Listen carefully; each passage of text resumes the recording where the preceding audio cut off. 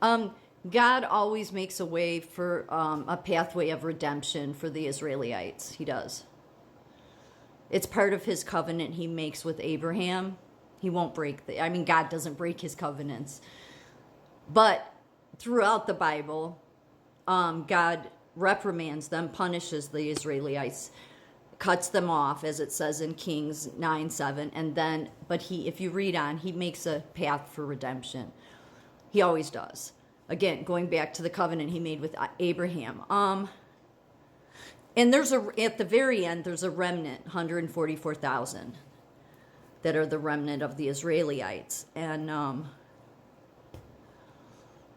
that's at the very end. Do you think it's the black Israelites or the brown ones that'll be the 144,000? I wonder, We know it's not the whites because they all lie and they're slaveholders and slave masters and everything. So I'm being sarcastic somewhat here because God works in interesting ways. And I've often thought, God, why would you say the chosen people? Why would you do that? It's almost like it lays, not that he means it maybe as a trap, or it's one that he knows that certain people will fall into. I don't know.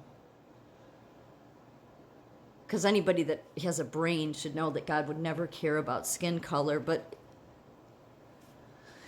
And then you look at, like, America, we don't suffer anything like what the Middle East goes through. There's constantly terrorist attacks, bombings, just a bunch of craziness. And yet they want to look down on America because, you're a bunch of white slaveholders that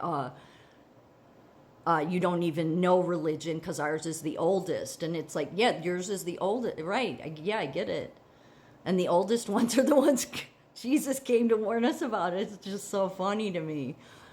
And so now that there's been this, and I think Islam is behind creating these black Israelite churches. It's so in their playbook to do stuff like that. But even if, let's just say it's black people that then decided to they honestly think that God would be all about the skin color, but they could, because they would see it like the Americans and the white man's been enslaving us, so of course we're the chosen people. It's like, yeah, but your continent literally enslaved the chosen people to begin with. So it's like nuts. But then when you really, circle all the way around, you realize, wait, no, America's been protected because America was the country not enslaving people. Were slaves brought here? They were, because of Europe, because of the king, because of them, but not because of America. And yet America is the biggest Christian nation. So it's like, what does that tell you? It's almost like they know what it means, but they need to get as many Americans falling down that trap. So now you see this trap, because that happened.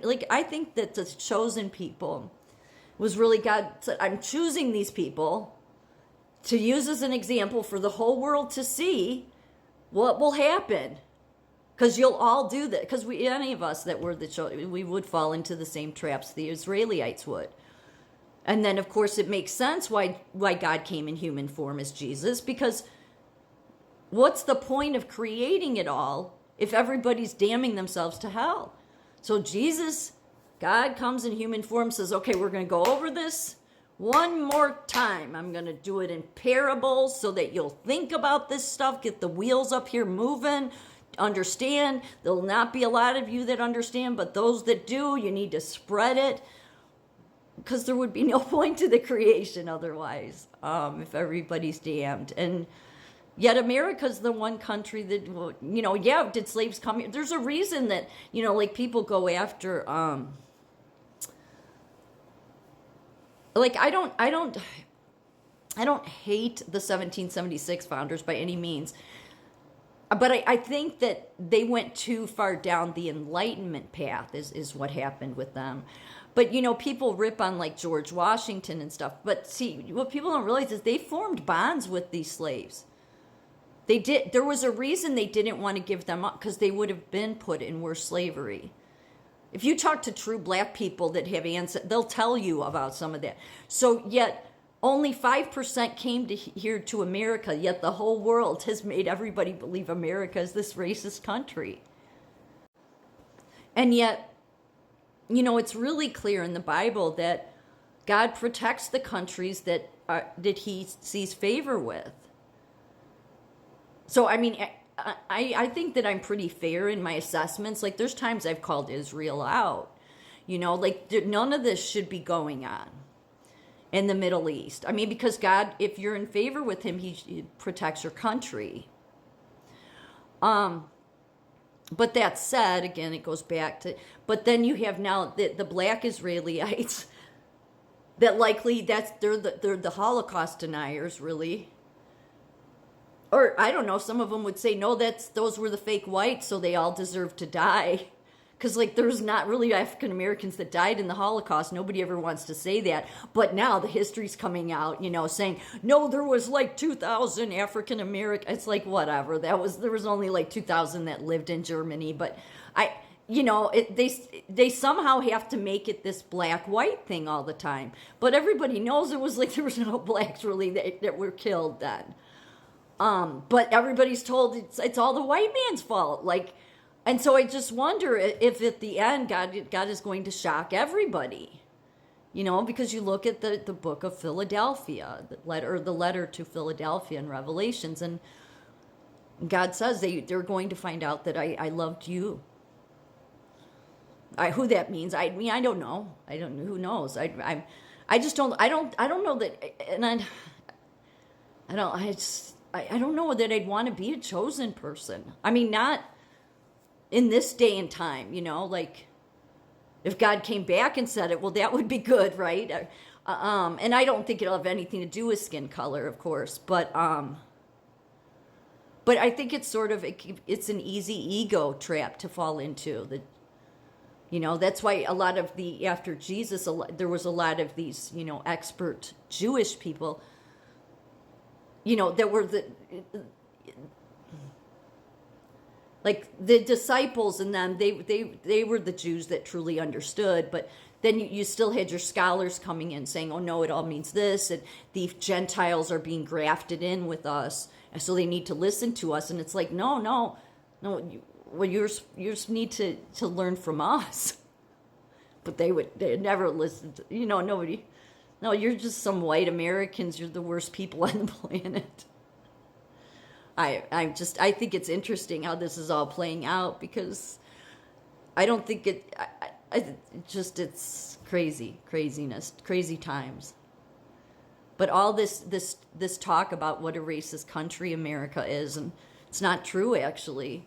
I mean, have they created race wars here because of the media? Oh, absolutely they have. But it's not systemically in our history. It's just been told to everybody that it is, and that's not true. It's in Africa's history. They were doing it with their own people. They did it literally with the first chosen people, and then Europe and everybody else was responsible. America wasn't, which explains why America God has protected and kept raising up. It's just obvious. But they've really wanted to change that, and especially in the last 8 years, really just, the white man is the worst in the world. And they did it to kids. I said how my nephew, this was a long time ago or a while back, but in high school, he was a minority in a majority Muslim school, and the teachers, because the teachers were teaching that DEI crap, and the students were, he was a horrible person because of the color of his skin. It was really bad, and luckily I had seen him once when I went over to his house. I never saw him like that, and never saw him like that again, thank God.